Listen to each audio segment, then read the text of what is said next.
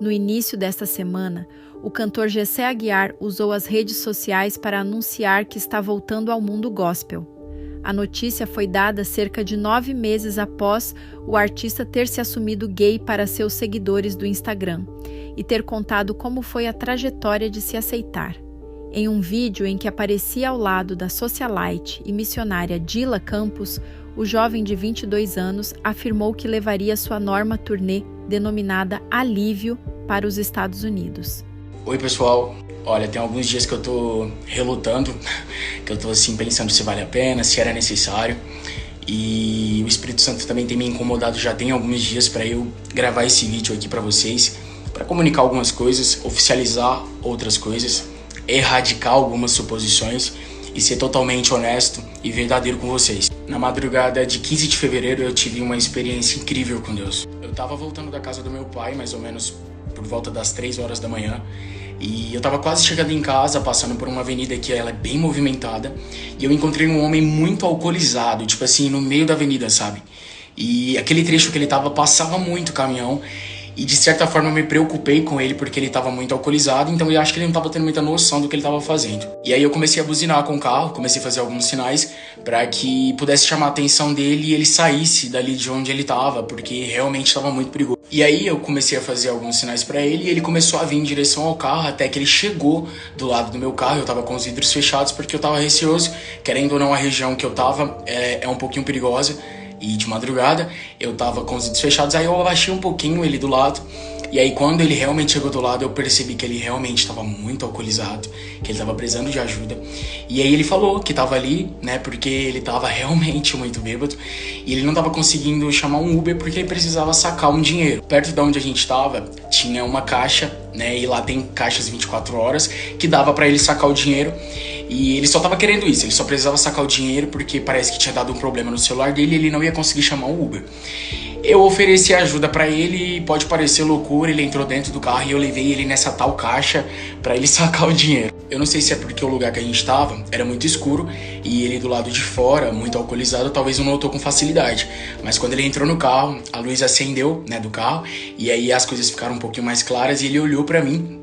E ele me reconheceu assim imediatamente. E aí nesse momento ele começa a ficar emocionado, começa a chorar. Ele começou a ficar um pouquinho assustado também com tudo que estava acontecendo, meio incrédulo. E ele olhava pra mim e falava, cara, as suas canções me ajudaram muito, sabe? Em um certo momento da minha vida, até hoje eu escuto. E nesse momento eu sinto que o Espírito Santo ele me acertou, sabe? Eu sinto que o Espírito Santo realmente com suas cordas de amor me atraiu, porque esse homem virou pra mim e falou que estava afastado da igreja, que ele era um pregador, que ele era itinerante e que ele falhou. Ele cometeu um pecado de adultério dentro da igreja e ele foi muito rejeitado, ele foi muito julgado e ele decidiu se retirar daquele ambiente e não tinha conseguido retornar mais. E aí de repente ele começou a falar do chamado dele com muito carinho, com muito apego, sabe, com muito amor. E eu comecei a perceber aquilo e notar que ele realmente amava pregar, que ele amava fazer aquilo que Deus tinha chamado ele pra fazer.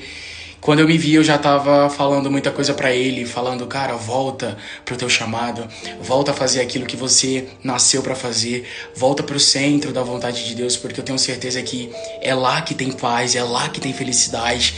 E eu só não tava percebendo que eu tava pregando e falando pra mim mesmo.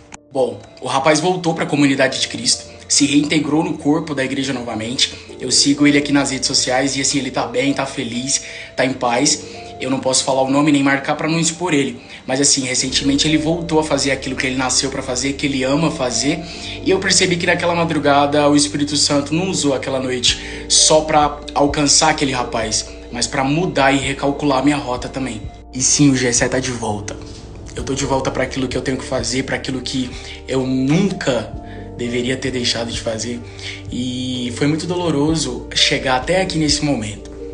Foi muito difícil construir todo esse caminho, toda essa jornada para parar aqui, né, de frente para uma versão minha que entende o propósito, que entende o chamado e que além de entender, aceita. Eu fico até um pouquinho emocionado porque eu vou falar uma verdade para vocês, eu não... Se fosse hoje, se me dessem a opção hoje de tipo assim, cara, você tem um botãozinho aqui pra você apertar e você vai conseguir resetar tudo e você vai poder escolher não ter fama, não ter nada disso, sabe? Não ser conhecido, só ficar lá no Ministério Balneário, Pastor Mazinho, servindo lá, sendo uma pessoa comum. Eu escolheria, de verdade. Jesus sabe que eu escolheria. Mas não é o que ele escolheu. Você entende? Quando a gente entende isso, todos os fardos, todos os pesos, tudo some. Tudo se torna irrelevante, tudo se torna nada perto da presença, perto do chamado, perto daquilo que a gente nasceu para fazer, que a gente nasceu para viver, que é a vontade de Deus, que é boa, perfeita e agradável. Mas existem algumas coisas que aquele Gessé fez, que aquele Gessé transpareceu, e é em nome dele que eu quero pedir perdão para vocês. Se de alguma forma eu ofendi vocês, se de alguma forma eu falhei com vocês, se de alguma forma eu fui pesado com vocês, se de alguma forma eu escandalizei vocês. E o que tá acontecendo aqui não é pressão, não é porque me pediram, não é porque me aconselharam, simplesmente é porque eu fiz uma autoanálise de tudo e eu falei, cara, eu acho que aqui você falhou, mano. Aqui você perdeu a mão. Aqui você perdeu a linha, saca? Então quando a gente chega nesse lugar, a gente entende que existe uma necessidade de descer, que existe uma necessidade de reconhecer, e quem faz isso é só o Espírito Santo. Me apegando nessa força do Espírito Santo, na presença, me agarrando nela, entendendo o que Deus quer pra mim, confiando no que Ele tá me dizendo. Porque não foi o homem quem me prometeu, não foi fulano, não foi ciclano, foi Ele. Ele me chamou, Ele me escolheu.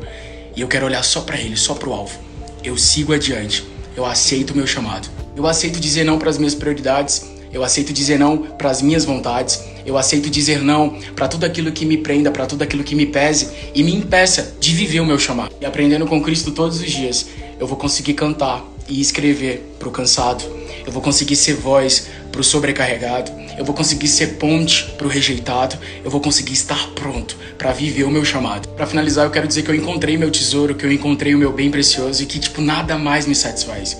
Porque eu sei que não importa quantas vezes eu tenha que recomeçar, Ele sempre vai ter uma mão estendida pra mim. E é justamente por Ele que eu retorno, justamente por Ele que eu me arrependo, justamente por Ele que eu recalculo a rota, que eu aceito o meu chamado, que eu aceito o meu propósito, que eu encaro a missão, por mais que me doa, por mais que às vezes seja muito difícil, muito cansativo, porque mas eu aceito. Pra finalizar, eu quero muito repetir uma frase que Neemias disse quando eu estava reconstruindo os muros de Jerusalém, e Sanbalat e Tobias começou a colocar alguns impedimentos para a reconstrução dos muros.